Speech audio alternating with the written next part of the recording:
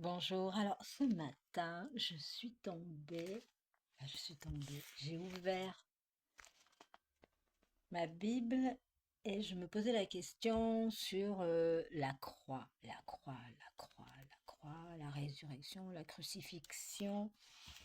Et puis ce matin, je suis tombée sur ce chapitre 2 et 3 des Colossiens. Je vais vous la lire, c'est très beau.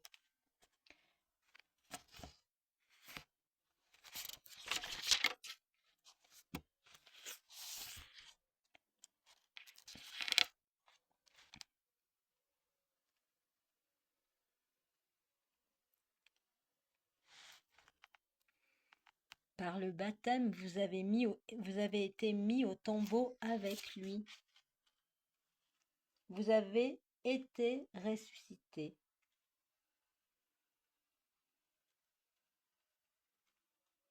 Vous étiez des morts parce que vous aviez péché et que vous n'aviez pas reçu de circoncision. Mais Dieu vous a donné la vie avec le Christ. Il nous a pardonné tous nos péchés, nos erreurs de perception et tout ce que nous avons envoyé en parole, en acte. Il a supprimé le billet de la dette qui nous accablait depuis que le commandement pesait sur nous. Il l'a annulé en le clouant à la croix du Christ. Ainsi, Dieu a dépouillé les puissances de l'univers. Il les a publiquement données en spectacle et il les a traînées dans le cortège triomphant de la croix. Alors que personne ne vous juge pour des questions de nourriture et de boisson ou à propos de fêtes de nouvelle lune ou de Shabbat. Tout cela n'est que l'ombre de ce qui devait venir, mais la réalité, c'est le Christ. Ne vous laissez pas frustrer par de votre récompense par quelqu'un qui veut vous humilier dans un culte des anges, qui s'évade dans des visions, qui se gonfle d'orgueil pour rien, dans sa mentalité purement humaine. Un tel homme n'est pas en union avec la tête par laquelle tout le corps de par Dieu poursuit sa croissance grâce aux connexions internes et aux articulations qui maintiennent sa cohésion. Si vous êtes mort avec le Christ, aux forces qui régissent le monde, c'est cela qu'on nous demande de mourir au monde avant de mourir. Pourquoi subir des règles comme si votre vie dépendait entièrement du monde? Ne prends pas ceci, ne goûte pas cela, ne touche pas cela, alors que toutes ces choses sont faites pour disparaître quand on s'en sert.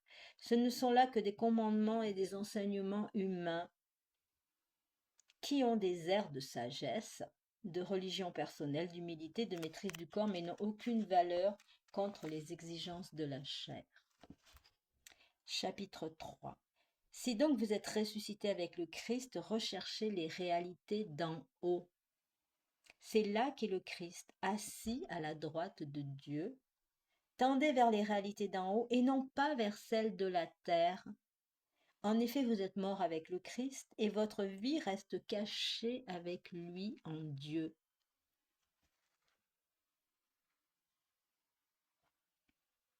Quand paraîtra le Christ, votre vie, alors vous aussi vous paraîtrez avec lui en pleine gloire. Faites donc mourir en vous ce qui appartient encore à la terre. Débauche, impureté, passion, désir mauvais, cet appétit de jouissance qui est un culte rendu aux idoles. Voilà ce qui provoque euh, la colère de Dieu, le karma, le résultat, le fruit que nous allons euh, recevoir si nous restons attachés à ce monde. Mais maintenant, débarrassez-vous de tout cela. Colère, emportement, méchanceté, etc. Plus de mensonges entre vous. Débarrassez-vous des agissements de l'homme ancien qui est en vous. Et revêtez l'homme nouveau, celui que le Créateur refait toujours neuf à son image pour le conduire à la vraie connaissance. Alors il n'y a plus de Grecs, ni de Juifs, d'Israélites et de païens. Il n'y a pas de barbares, de sauvages, d'esclaves, d'hommes libres. Il n'y a que le Christ en tous et en tout. Puisque vous avez été choisis par Dieu, que vous êtes ses fidèles et ses bien-aimés, revêtez votre cœur de tendresse, de bonté, d'humilité, de douceur, de patience. Supportez-vous mutuellement et pardonnez si vous avez des reproches à vous faire. Agissez comme le Seigneur, il nous a pardonné, faites de même. Par-dessus tout, cela qui est l'amour. C'est lui qui fait l'unité dans la perfection, et que dans vos cœurs règne la paix du Christ à laquelle vous avez été appelés pour former avec lui un seul corps. Vivez dans l'action de grâce, que la parole du Christ habite en vous dans toute sa richesse. Instruisez-vous et reprenez-vous les uns les autres avec une vraie sagesse, par des psaumes, des hymnes et des libres louanges. Chantez à Dieu dans vos cœurs votre reconnaissance. Et tout ce que vous dites, tout ce que vous faites, que ce soit toujours au nom du Seigneur Jésus-Christ, en offrant par lui votre action de grâce à Dieu le Père.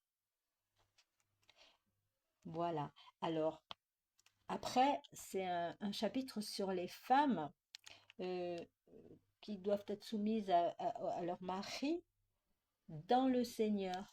Alors, dans le Seigneur, c'est très important. Mais je vais m'arrêter là parce que c'était très beau ce passage sur la croix. Si vous donc vous êtes ressuscité avec le Christ, recherchez les réalités d'en haut. C'est important, ressusciter avec le Christ. Recherchez les réalités d'en haut. N'en faites que cela comme but. Sortez de ce monde et vous serez bénis au-delà de tout ce que vous pouvez imaginer.